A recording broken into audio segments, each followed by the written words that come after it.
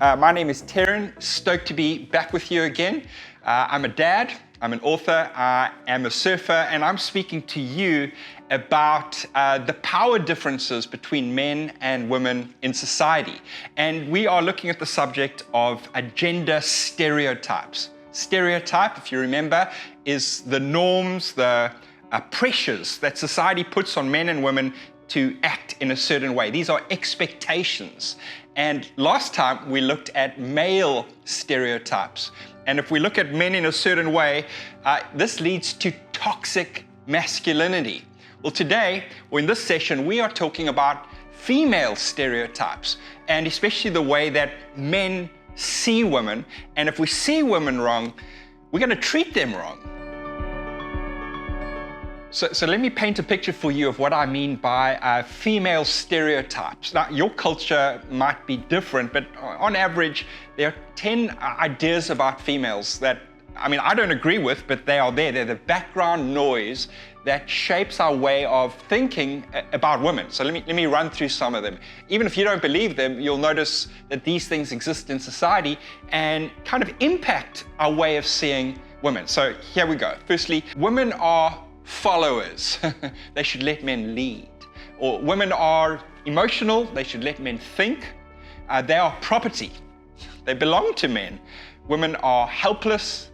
They need to be rescued. They are dependents. They need to be provided for. Women are homebound. They should clean house. They should look after the kids. Women are sex objects. They exist to attract and satisfy men. They are non-analytic. They don't belong in maths and science and tech. Women are fragile. They can't cope under pressure, and they're nice. They should be quiet and defer to the opinion of men. And then if a woman is outspoken and assertive, then, excuse my language, the stereotype is she's a bitch. And when even subconsciously these stereotypes come into our mind, what they do is they cause us to devalue women. Because essentially they're all about men seeing women as less than, women as inferior. Because by these stereotypes, women exist to satisfy men, support men, belong to men, be led by men. But think about how these ways of seeing women, how devaluing women, causes us to damage women.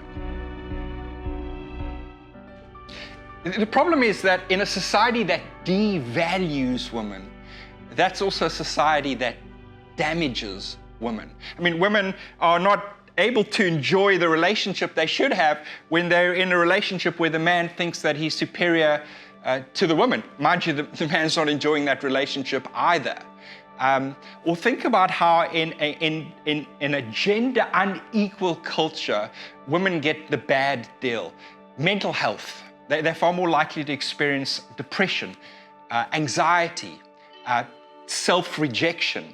They speak about how they're in a group of men, they try to talk, but the men speak over them. The men don't listen.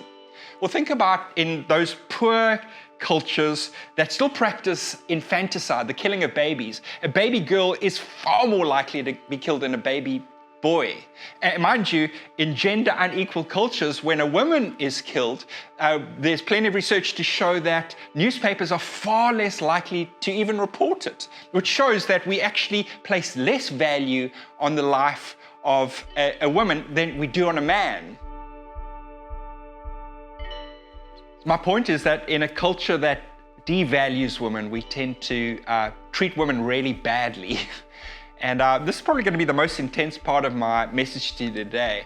And I'm going to speak about the way that gender inequality leads to a culture in which we damage women, not just emotionally, not just limiting their potential, we damage them physically. And please, I'm not blaming you. I'm not blaming me. I'm speaking about the culture that we live in that is so destructive to women. So let me quote for you The Scars Against Humanity, the author of this book. This is what she says. What is it about human societies that tolerates the kind of hatred and violence towards women which is greater than is found even in animal communities?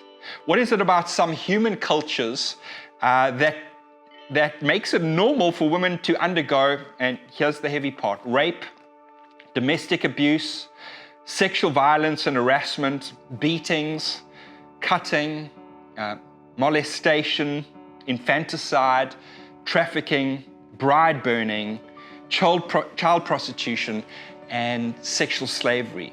And the author goes on to say that back behind these injustices that are rife in some cultures is a lower view of women than of men.